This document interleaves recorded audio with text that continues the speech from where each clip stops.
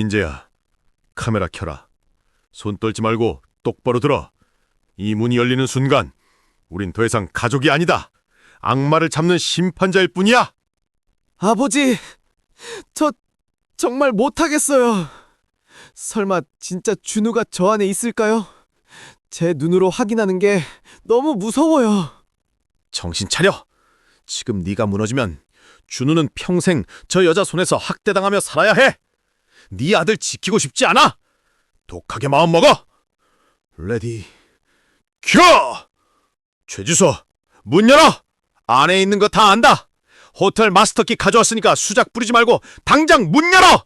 하나, 둘, 셋. 굉음과 함께 호텔 스위트룸의 문이 부서질 듯 열렸습니다. 어두컴컴한 방 안, 비릿한 쾌락의 냄새와 섞인 알코올 향이 코를 찔렀습니다. 침대 위에는 실오라기 하나 걸치지 않은 두 남녀가 황급히 이불을 끌어당기며 비명을 질렀습니다. 한 명은 30대 여교사, 다른 한 명은 아직 솜털도 가시지 않은 고등학생 제자였습니다. 그리고 방 구석 차가운 대리석 바닥에 놓인 아기띠 안에서 이제 막 돌이 지난 손자 준우가 공포에 질려 차지러지게 울고 있었습니다. 안녕하십니까. 전직 구시뉴스 앵커 김철석입니다. 시청자 여러분, 지금 이 참상을 보고 계십니까? 이것은 인천의 한 호텔 스위트룸입니다. 그리고 저 침대 위에 뒹굴고 있는 여자는 바로 제 며느리이자 XX 고등학교 영어교사 최지수입니다. 그 옆에 숨어있는 놈은 이 여자가 가르치는 14살 제자 한도윤 군입니다. 보십시오. 똑똑히 보십시오. 이 여자가 자신의 더러운 욕정을 채우기 위해 10살짜리 제 손자를 이 불륜 현장에 방패막이로 썼습니다. 준우야, 할아버지 왔다. 울지 마라 아가. 이 할애비가 널 구하러 왔다. 이 짐승만도 못한 것들아. 뭐야, 이거 안 꺼? 아바님 미쳤어요? 지금 뭐 하시는 거예요? 으악, 누나, 저 사람 뭐야? 이거 불법 촬영이에요. 당장 카메라 끄라고요. 내 인생 망칠 일 있어요? 도윤아, 이불 뒤집었어. 얼굴 가려. 닥쳐라. 네가 선생이고 네가 엄마냐? 애가 저기서 우는데 그게 안 들려? 이 노망난 늙은이가 진짜 죽고 싶어서 환장했나? 내 폰 내놔! 찍지 마! 찍지 말라고! 지수야, 제발 그만해. 너 정말 괴물이다. 어떻게 애를 데리고...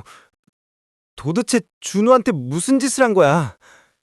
쌤, 저 어떡해요? 우리 엄마 알면 저 죽어요. 퇴학당하면 어떡하냐고요. 야, 입 닥치고 있어. 넌 피해자야. 내가 시키는 대로 했다고 해. 알았어? 그리고 김민재 너 당장 네 아버지 안 끌고 나가? 이게 다 너 때문이야. 네가 못나서 내가 외로워서 그런 거라고. 국민 여러분 들으셨습니까? 이것이 교단에서는 여교사의 실체입니다. 저는 오늘 제 모든 것을 걸고 이 악마를 고발합니다. 며느리는 반성은커녕 시아버지에게 달려들어 카메라를 뺏으려 몸싸움을 벌였습니다. 그녀의 손톱에 긁혀 김철석의 얼굴에서 피가 흘러내렸지만 그는 앵커로서의 마지막 리포팅을 멈추지 않았습니다. 울고 있는 손자를 안아든 아들 민재 씨는 그 자리에 주저앉아 오열했습니다. 대한민국을 뒤집어 놓은 이 충격적인 라이브 방송. 도대체 완벽해 보였던 이 교육자 집안에 무슨 일이 있었던 걸까요? 시간을 6개월 전 모든 비극이 시작되기 전으로 되돌려 보겠습니다. 6개월 전 김철석 씨의 은퇴 라이프는 그야말로 꿈 같았습니다. 평생을 방송국 스튜디오라는 전쟁터에서 살았던 그에게 손자 준우는 신이 주신 마지막 선물이었습니다. 거실 소파에 앉아 젖병을 물리고 며느리가 퇴근하길 기다리는 시간은 평화 그 자체였죠. 저녁 7시 도어락 소리와 함께 며느리 최지수가 들어옵니다. 아버님, 저 왔어요. 우리 준우 할아버지랑 잘 놀았어? 지수는 화장기 없는 수수한 얼굴에 단정한 블라우스 차림, 영락없는 모범교사의 모습이었습니다. 그녀는 들어오자마자 앞치마를 두르고 능숙하게 저녁상을 차렸습니다. 아버님, 오늘 국이 좀 싱거울 수 있어요. 혈압 때문에 제가 간을 거의 안 했거든요. 민재 씨, 당신은 옷 좀 갈아입고 나와요. 셔츠 다려놨어. 김철석은 그런 며느리를 보며 흐뭇한 미소를 감출 수 없었습니다. 어디 하나 흠잡을 데 없는 하늘이 내린 며느리라고 생각했으니까요. 하지만 그 평화는 아주 사소한 곳에서 금이 가기 시작했습니다. 어느 주말 아침 아들 민재의 차가 시동이 걸리지 않았습니다. 배터리가 방전됐나? 보험 불러야겠네? 당황하는 남편을 보며 지수가 차키를 던져주었습니다.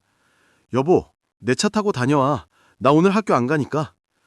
고마워. 금방 마트만 다녀올게. 민재는 아내의 차에 올라타 시동을 걸었습니다. 그런데 운전석에 앉자마자 코를 찌르는 낯선 향기가 있었습니다. 이게 무슨 냄새지? 남자 스킨 냄새? 그것도 아주 진하고 독한 쿨워터 계열의 향수 냄새였습니다. 평소 향수를 싫어하는 아내의 차에서 난리가 없는 냄새였죠. 민재는 갸우뚱하며 조수석을 살폈습니다. 좌석 시트가 뒤로 젖혀져 있었습니다. 마치 누군가 편하게 누워서 간 것처럼요. 장을 보고 돌아온 민재는 식탁에서 넌지시 물었습니다. 여보, 차에서 남자 스킨 냄새가 나던데? 누구 태웠어? 설거지를 하던 지수의 손이 순간 멈칫했습니다. 그릇이 달그락거리는 소리가 났지만 그녀는 태연하게 뒤를 돌아보며 웃었습니다. 아, 김 선생님 태워다 줬어. 채용 선생님 있잖아. 그분 차가 고장나서 며칠 카풀 좀 해줬거든. 향수를 들이부으셨나 보네. 냄새나지? 미안. 너무나 자연스러운 대답에 민재는 의심을 거두었습니다. 그래, 체육 선생님이면 땀 냄새 가리려고 그럴 수도 있겠네. 하지만 민재는 몰랐습니다. 그 체육 선생님이라는 사람은 50대 여성 교사였다는 사실을 말이죠. 며칠 뒤 지수는 또다시 주말 외출을 준비했습니다. 이번엔 갓난쟁이 준우까지 포대기에 업고 있었습니다. 아버님, 학교 동아리 축제 준비 때문에 가봐야 할 것 같아요. 준우 맡길 데도 없고 학교에 데려가면 애들이 예뻐해서 괜찮아요. 금방 다녀올게요. 김철석은 손자가 걱정되었지만 며느리의 열정을 막을 수 없어 고개를 끄덕였습니다. 그래, 너무 늦지 말아라. 애 감기 들라. 네, 걱정 마세요.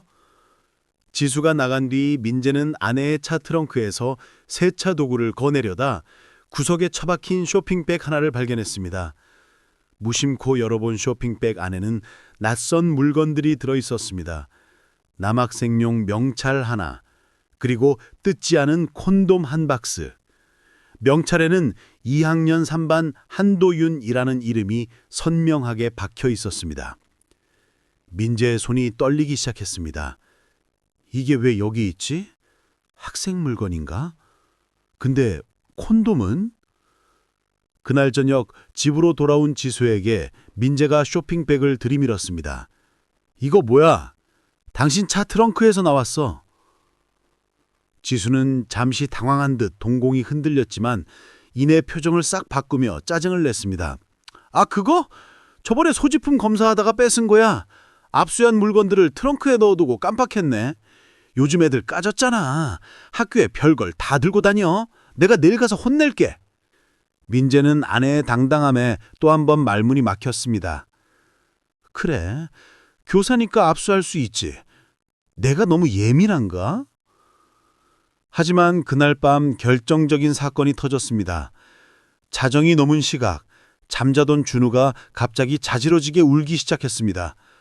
단순한 잠투정이 아니었습니다. 마치 공포에 질린 듯 온몸을 비틀며 숨이 넘어갈 듯 비명을 질러댔습니다. 민재가 아이를 달래려 안아주었지만 아이는 아빠의 품에서도 발버둥을 쳤습니다. 그런데 이상한 점이 있었습니다. 민재가 씻고 나와서 스킨을 바르고 아이에게 다가가자 아이의 울음소리가 더 커진 것입니다. 아빠한테서 나는 화장품 냄새. 그것은 며칠 전 차에서 맡았던 그 쿨워터 향과 비슷한 계열의 냄새였습니다. 민재의 뇌리에 성광처럼 불길한 예감이 스쳐 지나갔습니다. 설마 준우가 이 냄새를 기억하고 있는 건가? 이 냄새가 나는 곳에서 아이에게 무슨 끔찍한 일이 있었던 걸까? 민재는 떨리는 손으로 잠든 아내의 핸드폰을 바라보았습니다. 패턴이 잠겨있는 까만 화면 위로 카톡 알림 하나가 떴습니다. 오늘 준우 때문에 스릴 쩔었어요. 다음엔 재우고 해요. 민재의 심장이 바닥으로 쿵 하고 떨어졌습니다. 의심은 확신으로, 사랑은 끔찍한 공포로 변하는 순간이었습니다. 그날 밤 민재의 세상은 소리 없이 무너져 내렸습니다.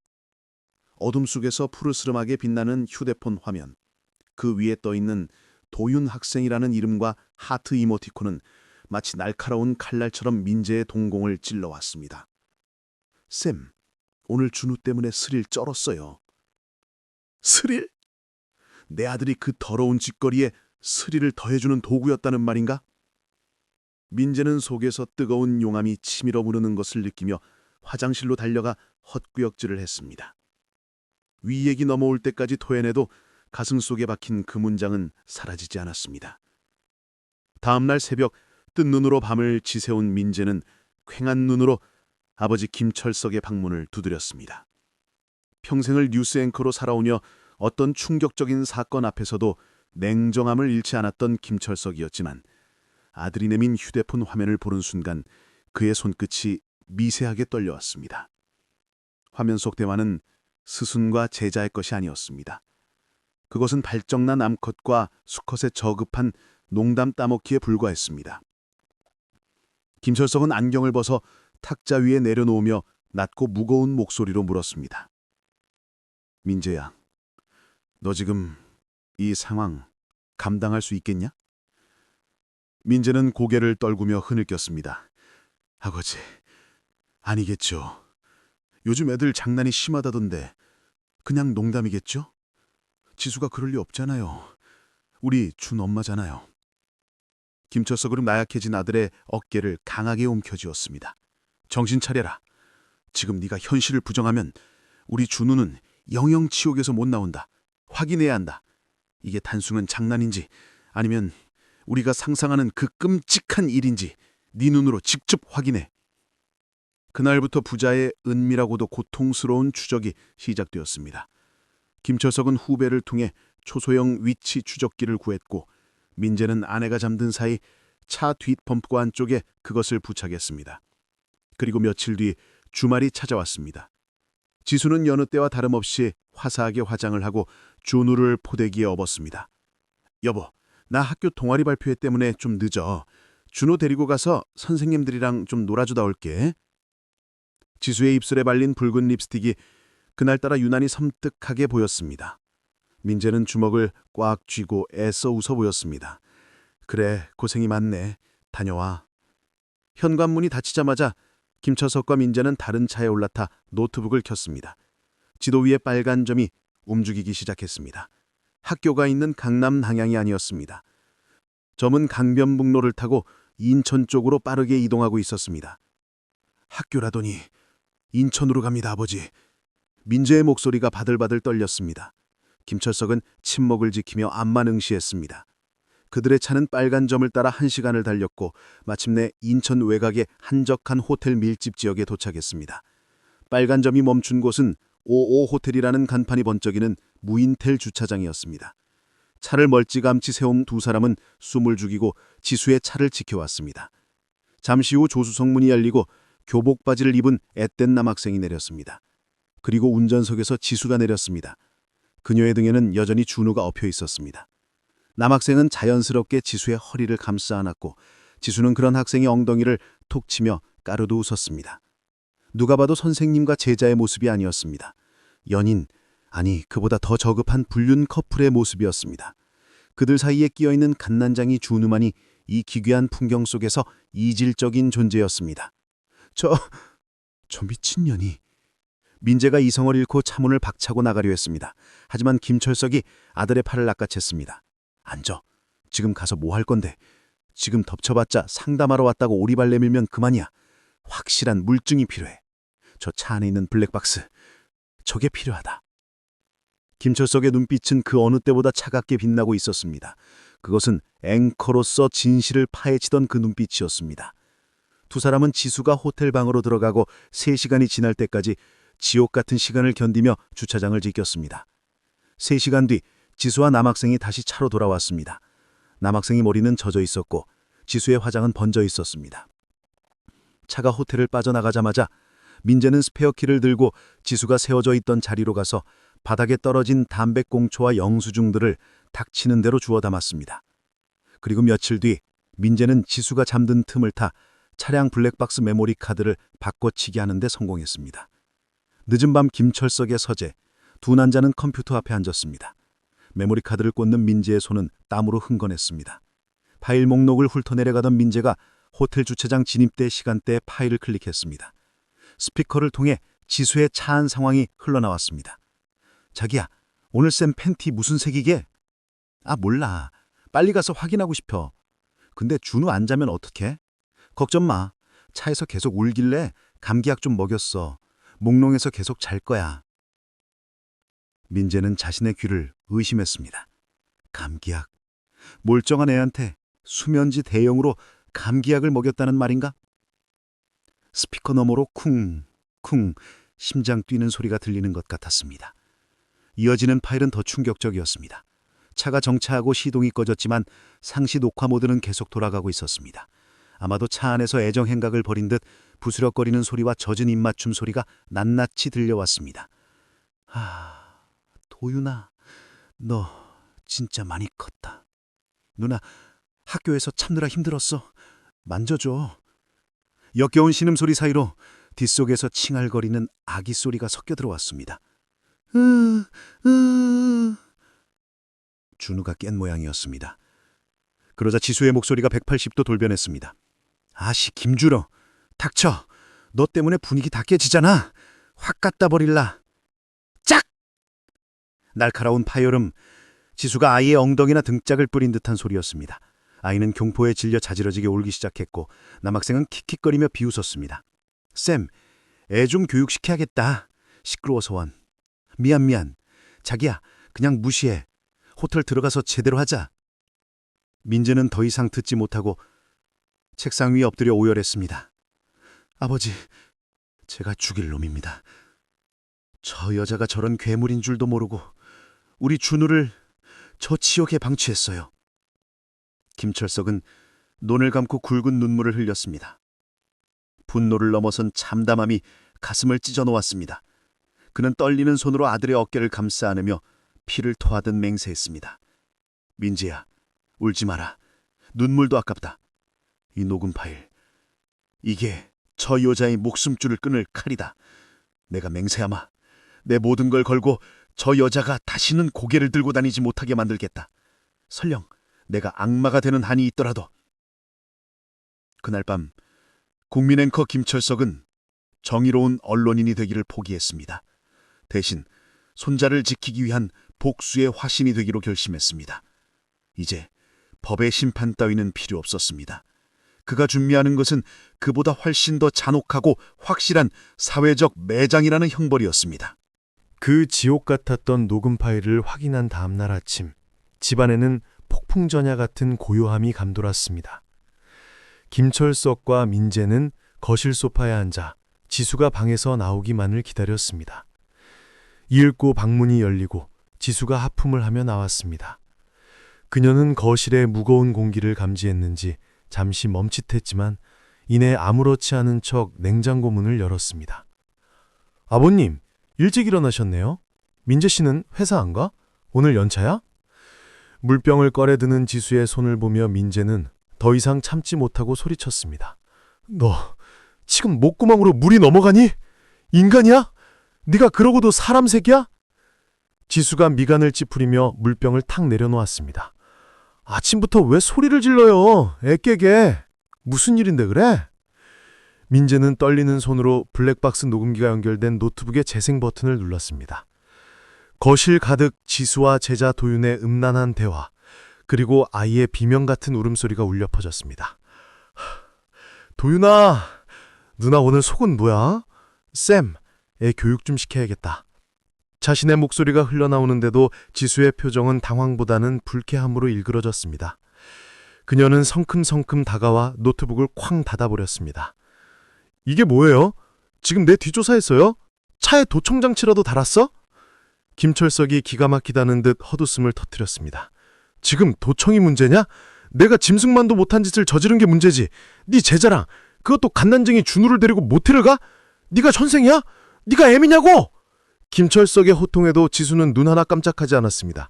오히려 팔짱을 끼며 턱을 치켜들었죠. 아버님, 말씀 가려서 하지요? 모텔 간 거 맞아요. 근데요? 가서 뭐 했는지 보셨어요? CCTV라도 있어요? 저 그 학생이랑 과외 수업한 거예요. 애가 공부할 곳이 마땅치 않다길래 조용한 곳 찾아서 영어 회화 가르쳐 준 거라고요.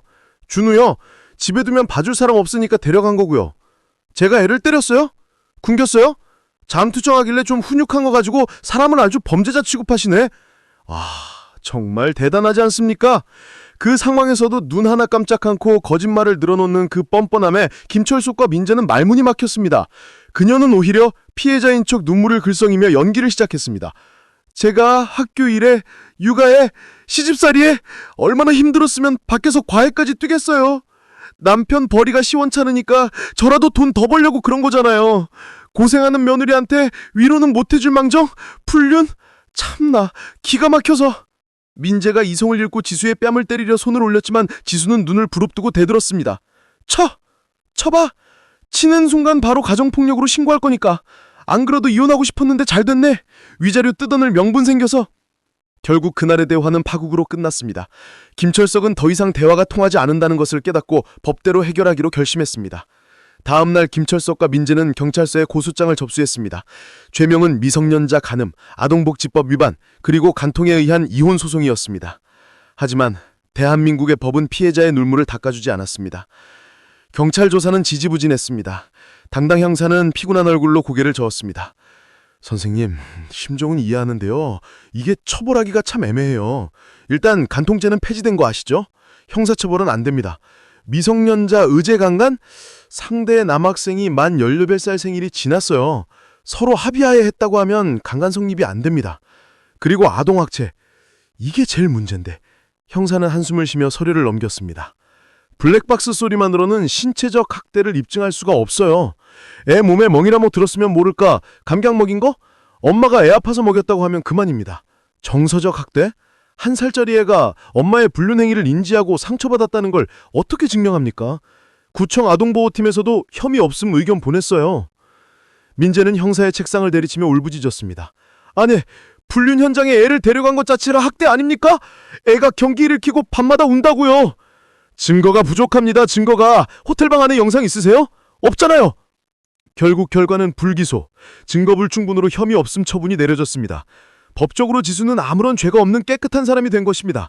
이 결과를 받아든 지수의 태도는 더욱 가관이었습니다. 그녀는 불기소 통지서를 식탁 위에 보란듯이 던져놓고 비릿한 미소를 지었습니다. 거봐요, 나 죄 없다니까. 생사람 잡다니 꼴 좋네요. 아, 그리고 저 다음 주부터 학교 복직해요. 교육청에서 무혐의 나왔으니까 문제 없대요. 민재는 치가 떨려 말이 나오지 않았습니다. 복직? 내가 그 얼굴로 학교를 가겠다고? 애들한테 안 쪽팔려? 쪽팔릴 게 뭐 있어? 난 떳떳한데. 그리고 도윤이 걔 잣퇴시킬 거야. 걔가 입만 다물면 아무도 몰라. 아버님, 저 건드리지 마세요. 저 건드리면 아버님 명예훼손으로 고소할 거예요. 전직 앵커가 며느리 스토킹했다고 소문나면 좋으시겠어요? 지수는 콧노래를 부르며 백화점에 향했습니다. 복직 기념으로 새 옷을 사야겠다면서요. 그녀는 쇼핑몰에서 화려한 원피스를 입어보고 거울 앞에서 이리저리 포즈를 취했습니다. 마치 승리자라도 한 것처럼.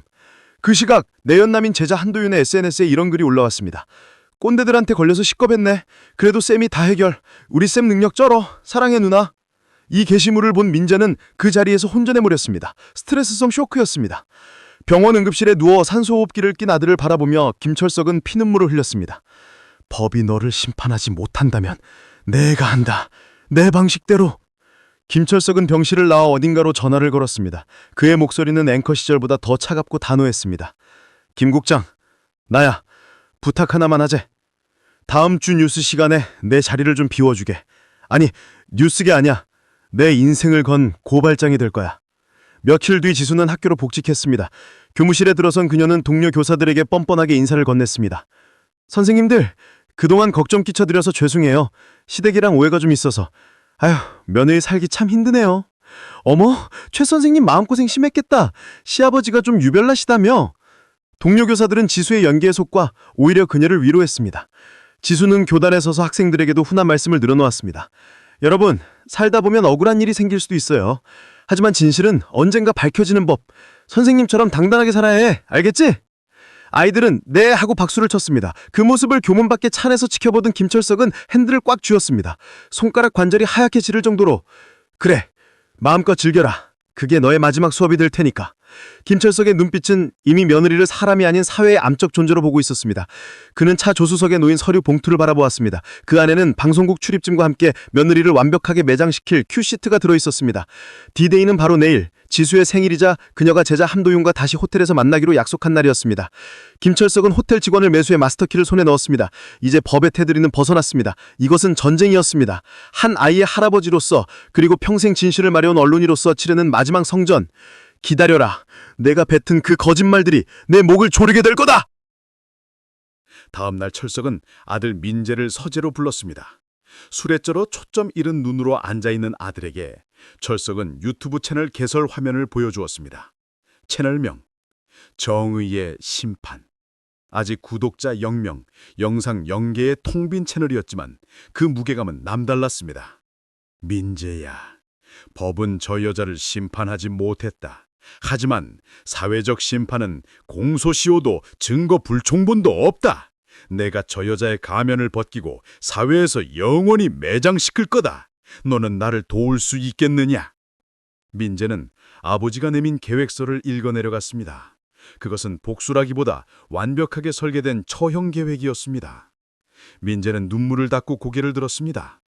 그의 눈에서 패배감은 사라지고 서늘한 살기가 감돌았습니다. 하겠습니다, 아버지. 제가 미끼가 되겠습니다. 저 여자가 안심하고 다시 그 짓을 할 수 있도록 완벽하게 속여보겠습니다.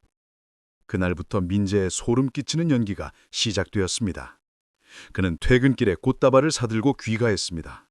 여보, 내가 미안해. 당신 말대로 내가 너무 예민했어. 요즘 회사 일 때문에 스트레스 받아서 그랬나 봐. 앞으로 당신 의심 안 할게. 우리 다시 잘해보자. 준우를 위해서라도.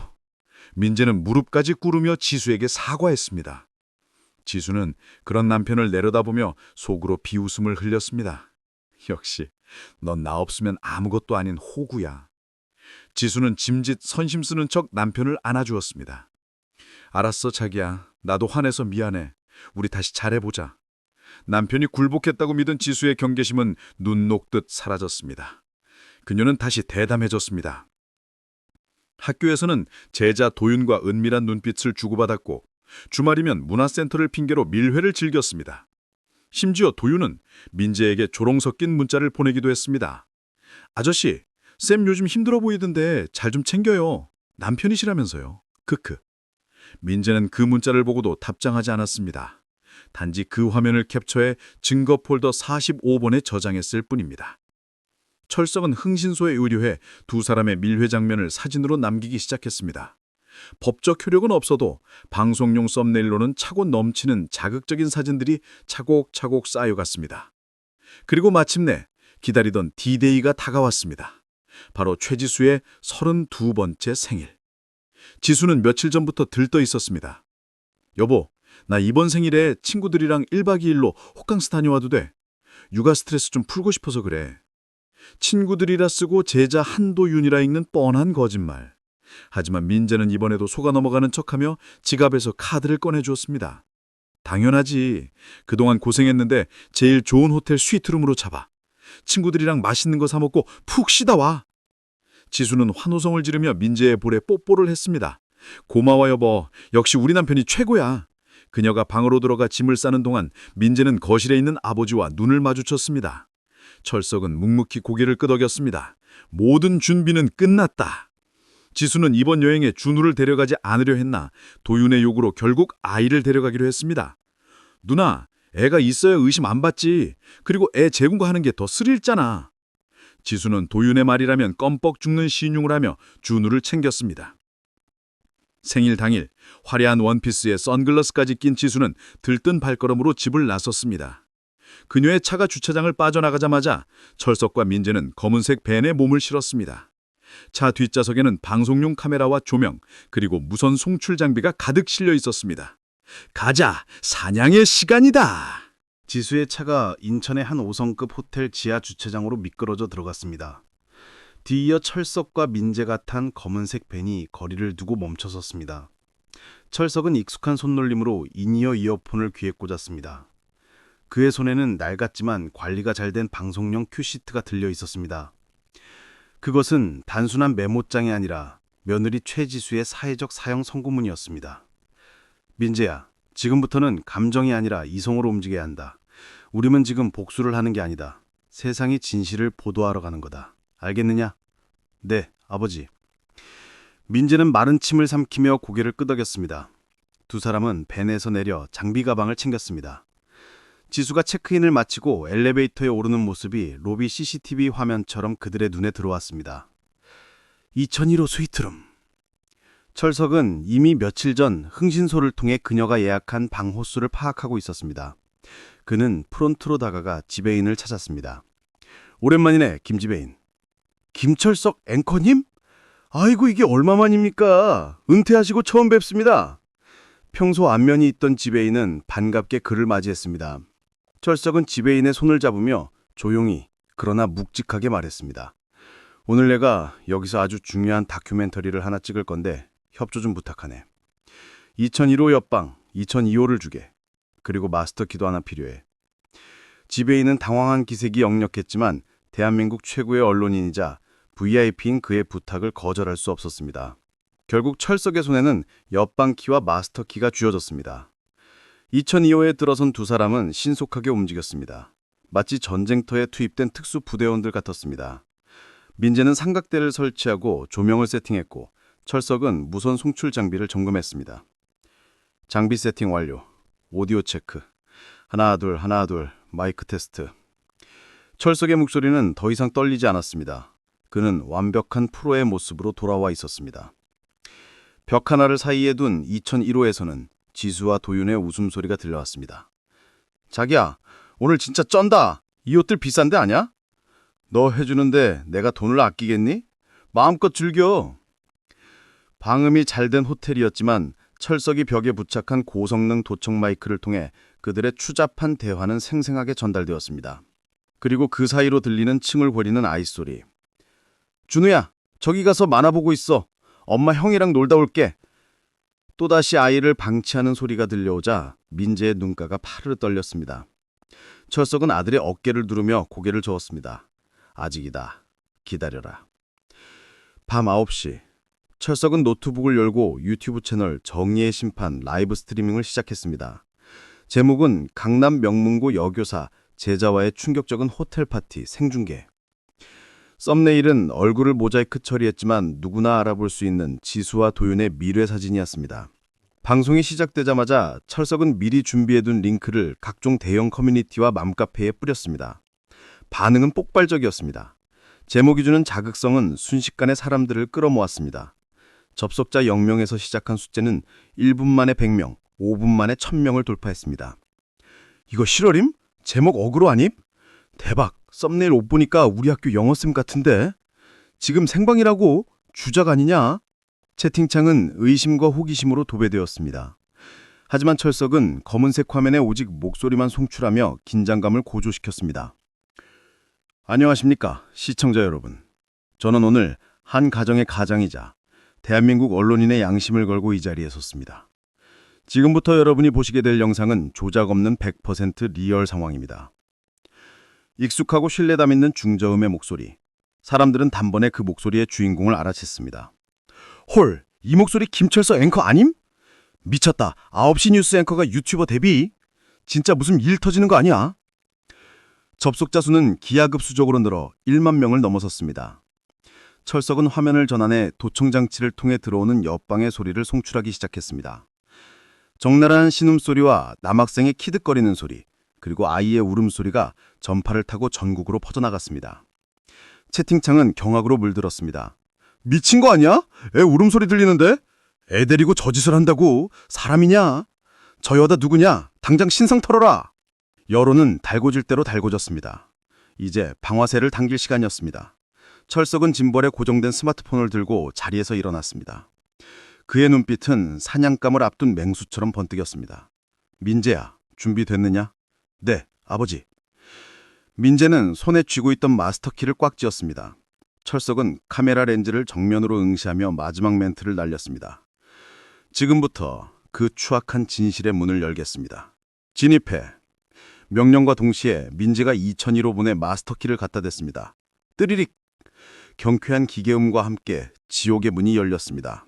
호텔방 문이 열리는 순간 김철석은 지체 없이 안으로 돌진했습니다. 거실에는 뜯지 않은 케이크 상자와 와인병이 굴러다니고 있었고 침실 쪽에서 야릇한 신음소리가 새어나오고 있었습니다.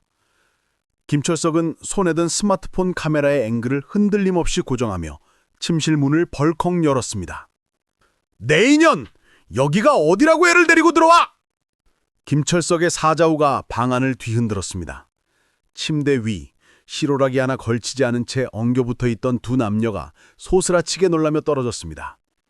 지수는 비명을 지르며 이불로 몸을 가렸고 제자 도윤은 사색이 되어 침대 밑으로 기어들어가려 했습니다. 하지만 카메라는 그 모든 추태를 놓치지 않고 담아내고 있었습니다. 스마트폰 화면 상단에는 생방송 시청자 10만 명 돌파라는 자막이 붉게 깜빡이고 있었죠. 당신 뭐야? 아버님 미쳤어요? 나가! 당장 나가라고! 지수는 수치심보다 분노가 앞선 듯 악귀처럼 소리를 지르며 김철석에게 달려들었습니다. 그녀는 김철석의 팔을 핥히고 스마트폰을 뺏으려 안간힘을 썼습니다. 이거 안 꺼? 지금 뭐 하는 거야? 나 교사야! 내 초상권 침해함을 가만 안 둬! 김철석은 며느리의 손톱에 얼굴이 긁혀 피가 흘러내렸지만 꿈쩍도 하지 않았습니다.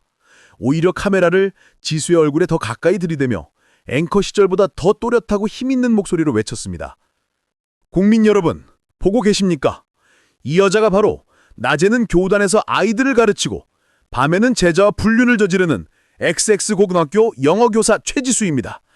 그리고 저 뒤에 숨은 놈은 이 여자가 가르치는 18살 제자 한도윤입니다. 김철석의 폭로는 거침이 없었습니다. 그는 카메라를 돌려 방 구석바닥에 놓인 아기띠를 비췄습니다. 그 안에는 갑작스런 소란에 놀라 자지러지게 울고 있는 손자 준우가 있었습니다. 보십시오. 쾌락의 눈이 멀어 제 자식은 저 차가운 바닥에 내팽개쳤습니다. 이게 선생입니까? 이게 엄마입니까? 법이 이 여자를 심판하지 않는다면 국민 여러분이 심판해 주십시오. 실시간 댓글창은 폭발했습니다. 미친년, 악마가 따로 없다. 저런 게 선생이라니. 할아버지 힘내세요 등 분노의 댓글이 초당 수천 개씩 올라오고 있었습니다. 방송국 스튜디오에서 이 화면을 송출하던 PD와 스태프들도 경악을 금치 못했습니다. 박 국장은 떨리는 목소리로 지시했습니다. 계속 내보내. 끊지 마. 이건 특종을 넘어선 역사다. 김 선배가 다 책임진다고 했어. 끝까지 간다. 호텔방 안은 아수라장이었습니다. 김철석은 울고 있는 손자를 한 팔로 안고 들고 다른 손으로는 계속해서 지수와 도윤을 비쳤습니다. 도윤은 옷가지로 얼굴을 가린 채 누나 어떡해. 나 퇴학당하면 어떡해요. 라며 울먹였고 지수는 그런 도윤을 밀치며 소리쳤습니다. 닥쳐. 너 때문에 다 망했잖아. 아버님 제발 그만하세요.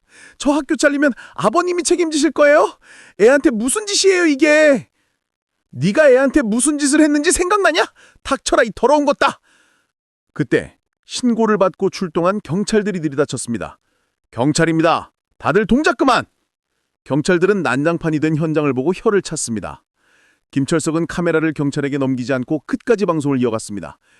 경찰관님들, 이 여자 아동학대 현행범입니다. 그리고 미성년자 성폭력범입니다.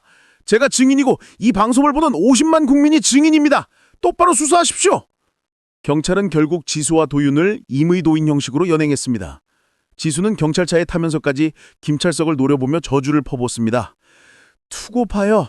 제가 가만히 있을 것 같아요? 아버님 인생도 끝장내줄 거야. 하지만 그녀의 인성은 이미 끝장나 있었습니다. 김철석은 경찰차가 떠나는 모습을 끝으로 방송을 종료했습니다. 시청해주신 여러분 감사합니다. 부디 제 손자가 살아갈 세상은 이런 악마들이 없는 세상이기를 바랍니다. 방송 종료 버튼을 누르자마자 김철석은 그 자리에 주저앉았습니다. 긴장이 풀리며 온몸이 사시나무 떨듯 떨려왔지만 품에 안긴 손자 준우만이 할아버지의 옷자락을 꼭 쥐고 흘적이고 있었습니다. 그날 밤 대한민국 인터넷은 호텔 불륜 여교사 사건으로 도배되었습니다. 포털 사이트 실시간 검색어 1위부터 10위까지가 모조리 관련 키워드였습니다. 네티즌 수사대는 방송에 나온 단서들을 조합해서 불과 1시간 만에 지수의 신상, 학교, 과거 행적, 심지어 내연남 도윤의 SNS 계정까지 모조리 털어버렸습니다. 다음 날 아침 지수가 근무하던 학교 앞은 지옥도가 펼쳐졌습니다. 학부모들이 보낸 근조화한 수백 개가 교문을 막아섰고 확성기를 든 시위대가 아동학대교사 파면하라를 외쳤습니다.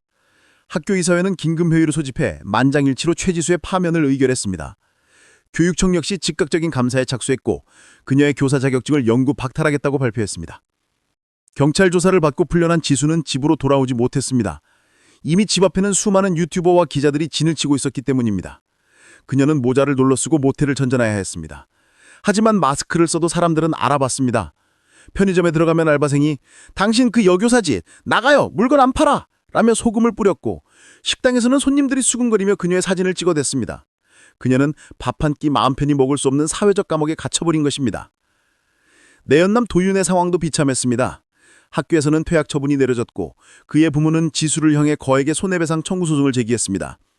선생이라는 여자가 순진한 내 아들을 꼬드겨 인생을 망쳤다라는 이유였습니다. 도윤은 동네에서도 손가락질을 받아 결국 야반도주하던 먼 지방으로 이사를 가야 했습니다. 그토록 자랑했던 여교사와의 연애는 평생 지울 수 없는 주홍글자가 되어 그의 발목을 잡게 된 것입니다. 김철석의 집. 민재는 TV 뉴스에 나오는 아내의 몰락을 멍하니 바라봤습니다. 화면 속 지수는 경찰서 앞에서 기자들의 플래시 세례를 받으며 고개를 숙이고 있었습니다. 그 당당한 기세는 언데간데 없이 초라하고 비굴한 범죄자의 모습뿐이었습니다. 민재는 조용히 이혼 서류를 꺼내 도장을 찍었습니다. 그리고 아버지가 안고 들어오는 준우를 받아 안으며 눈물을 흘렸습니다. 아버지, 감사합니다. 아버지 아니었으면 저랑 준우는 평생 바보처럼 살았을 거예요. 김철석은 묵묵히 아들의 등을 두드려 주었습니다. 그의 얼굴에 난 상처에는 반창고가 붙어 있었지만 표정만큼은 그 어느 때보다 평온해 보였습니다. 됐다. 이제 다 끝났어. 이제 우리 준우 잘 키우는 일만 남았다.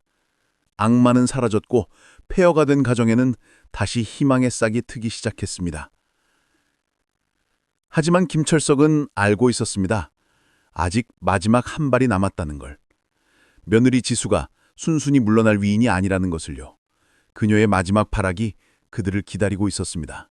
방송이 나간 후 지수의 삶은 급속도로 붕괴했습니다. 그녀는 어떻게든 상황을 뒤집어보려 발버둥 쳤습니다. 변호사를 선임해 시아버지를 사실적시 명예훼손과 초상권 침해로 고소하려 했지만 그 어떤 로펌도 그녀의 사건을 맡으려 하지 않았습니다. 최지수 씨, 이 사건 맡으면 우리 로펌 이미지도 나락합니다. 그리고 국민참여재판으로 가면 승산 0%예요. 그냥 조용히 사시는 게 답입니다. 변호사들의 문전박대의 지수는 길거리에서 고래고래 소리를 질렀습니다. 돈 주겠다잖아. 내가 돈 준다는데 왜 안 해? 당신들 다 한통속이야. 하지만 그녀에게는 이제 돈도 없었습니다.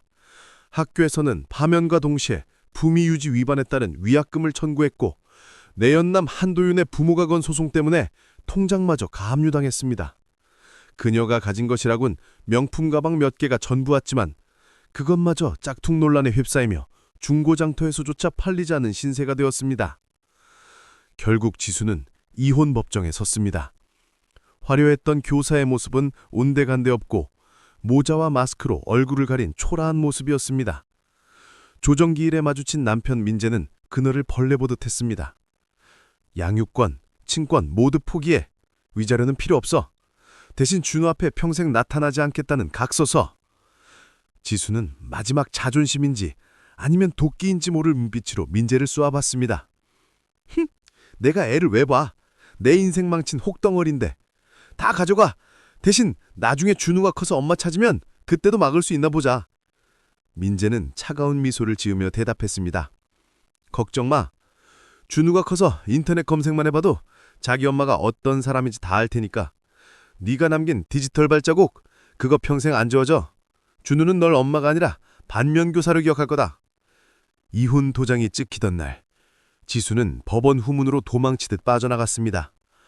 기자들이 몰려와 마이크를 들이댔지만 그녀는 한마디 변명도 하지 못하고 택시에 몸을 실었습니다. 그 뒷모습은 패배자의 그것이 하기보다는 쫓기는 쥐새끼의 모습에 가까웠습니다. 1년 후 서울의 한 달동네 고시원. 곰팡이 냄새가 진동하는 한 평짜리 방 안에서 지수는 라면을 먹으며 스마트폰을 들여다보고 있었습니다. 그녀는 해외로 도망치려 했지만 여권이 만료된 데다 출국 금지 조치까지 내려져 오도 가도 못하는 신세가 되었습니다. 그녀의 유일한 낙은 인터넷 기사 댓글에 악플을 다는 것이었습니다. 자신의 기사 밑에 달린 죽어라, 사회악이다라는 댓글들을 보며 히스테릭한 웃음을 터뜨리기도 하고 때로는 분노에 차서 스마트폰을 던지기도 했습니다. 웃기지 마. 니들이 뭘 알아? 내가 얼마나 힘들었는데 다 시아버지 때문이야. 그 늙은이가 내 인생 망쳤어. 그녀는 여전히 남탓만 하며 자신의 불행을 합리화하고 있었습니다. 그때 TV에서 나직한 목소리가 흘러나왔습니다.